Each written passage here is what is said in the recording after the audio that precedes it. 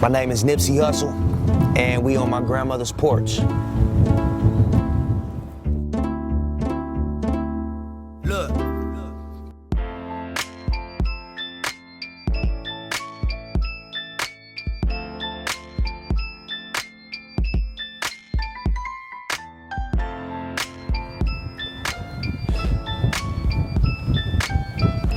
I think the definition of fatherhood is the consistency of being a father figure in your child's life.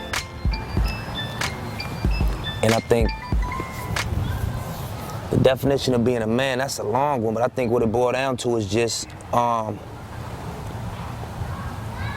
being thorough.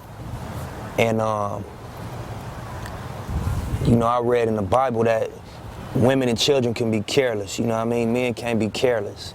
So I think being thorough and whatever the opposite of carelessness is, define what being a man is at the core.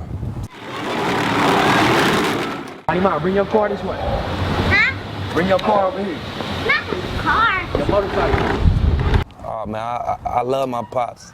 I used to cry when he dropped me off back here, actually, at this house. Because he used to come get us when he could. We didn't live in the same house, but you know, my pops was always energetic, always had a positive aura, always had a good vibe, always smiling, always lit up a room when he walked in. People always loved my pops. You know, he was just a good energy person and always, like, you know, happy and just, you know, at a good place in his life. And so, regardless of whatever financial state he was in, he was just always a good vibe, you know, because he done been up and down and up again, you know what I mean? But I just think that my memories of being with my pops was always good memories. He'd cook for us, take us to the movies, clown, watch movies. We was movie buffs, all of us. So he'd just put us on the movies and, you know what I mean, joke with us, clown with us, be a kid with us, you know what I mean? But we was close though, always. You know, we never lived in the same house.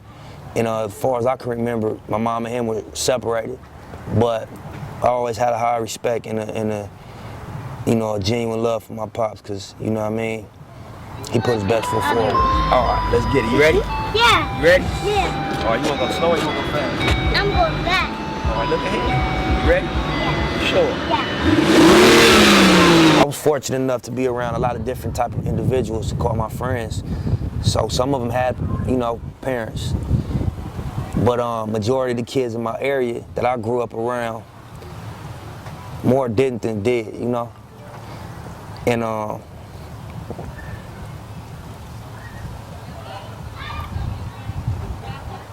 more definitely didn't have they pops in the house, you know what I'm saying, than did. But I had some close friends that did have a father in the house. You know, that's why I say I had different, like, groups of people that I would consider my close friends that I grew up with. And you know, a couple of my close homies did have good male role models, but majority of the people I knew didn't, you know what I'm saying? And yeah, that's what it was. That was good. Yep. Now let's race again. No, enough racing. Yeah. I'm racing. Nah. I think family is way higher on the list of things that are important in terms of Eritrea compared to America. I think that out there, family is the equivalent of how we feel about material things out here. Like, that's what drives our culture. That's what drives our whole philosophy, is material gain, you know? And I feel like out there, what drives their whole culture is family well-being and family togetherness, you know? And that's really the main difference, just the value system, what's important, you know? And you would think that the country that has less will feel like getting things is more important, but it's actually different. You know, it's just what's valuable. We got two different ideas of what that is, you know what I mean? And out there, family is very, very high on the list of valuable things, you know? My daughter's name is Imani Dior. She 4, and her name means beautiful faith in Swahili, you know. But I chose Imani for a few reasons. You know, I named my daughter. I was actually, you know, incarcerated for a short time when my child's mother was pregnant with my daughter, and I came up with her name, you know, when I was in jail. And I was just thinking about a lot, you know what I mean? And I felt like faith represented where I was at, you know what I mean? At that time, I had just got a record deal. I was in jail. I didn't know if I was gonna get out, and I had a child on the way. So I just, you know, it was a lot on my mind, and I think that faith represented where I was at, you know what I'm saying? And it was beautiful because I ended up getting out of that situation and moving forward, you know. But other than that, I just like how it sounds. My name starts with an E also, so you know. She's playing the phone. Yeah. When I first became aware that I was having a child, I was excited, a little bit worried. You know, me and her mom weren't together, so that was definitely heavy on my mind. But we decided to have a child and move forward with it. And we found out we were having a little girl. And at that point, I felt like my job was even bigger, just because both raising a little boy and a girl is a challenge. I would assume, I don't have a son, but I would assume so. But just a little girl, I don't have the experience of being a little girl. I don't have the experience of being a woman to give her that, you know what I mean? So it's a little bit different, you know, more of a challenge, I think, more of an unknown situation in front of you. But I was definitely excited, and you know, what I've come to learn is that you find out as you go, you know, you learn as you go. My life did a complete perspective change, because now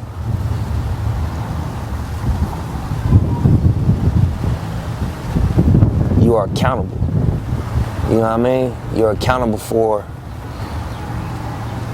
the well-being of something outside of yourself.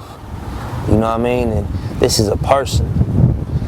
Things can happen that you cannot fix, that you can't take back. We have to seriously protect your kid from certain things. So my whole priorities, perspective, agenda flip-flopped a little bit. I won't say that who I am and what I've done and what I do took a 180-degree turn, but my priorities and my perspective definitely did. And you know, the decisions I make, the process now, there's another element, there's another factor in my decision-making process, and that's my daughter's well-being. And so it was definitely a paradigm shift, you know, in the way I think.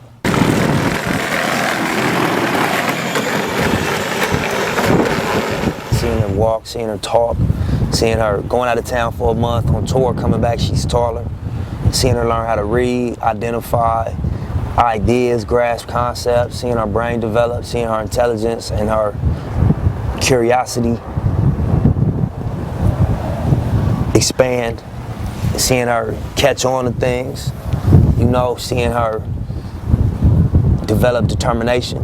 You know what I mean? This is all stuff that'll trip you out when you're watching a person that you created, you know what I mean, experience life and take to the things that everybody takes to, but you trip when you're looking at your kid do it, because you've seen every process and every step. And you know, sometimes she hit me with words. I heard a song she made the other day, you know what I'm saying? She's singing now, so I heard her sing, and she's 4. You know, just her development in general, every time she, you know, evolve a little bit, I see it and it trips me out.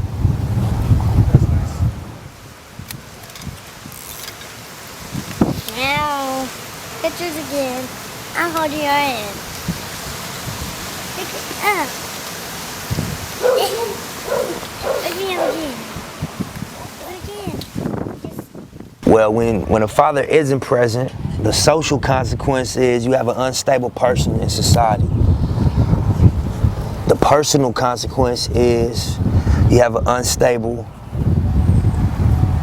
element in your family, and that's the relationship between you and your child. And it's, you know, it's hard to build off of that, and that's unhealthy in my opinion.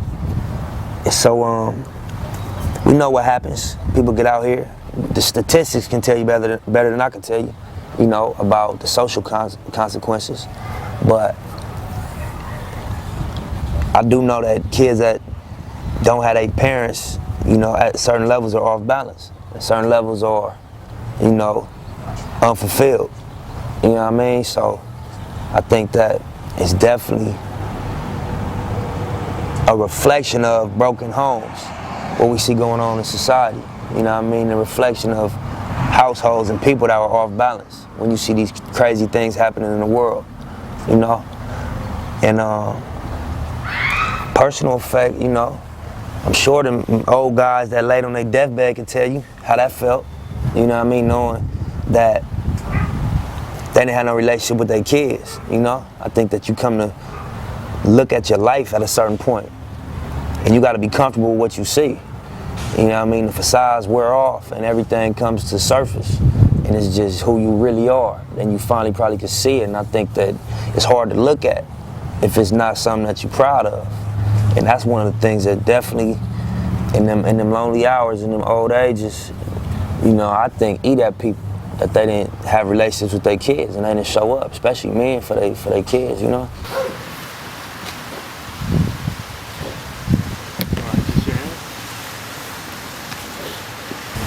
Man, I got a whole notebook of things I just write down as I read them, things I hear people say, wisdom that I just pick up in the world. I've been writing them down, so I'm gonna give her that, but I would like her to just understand more than anything that she has to be fearless and understand to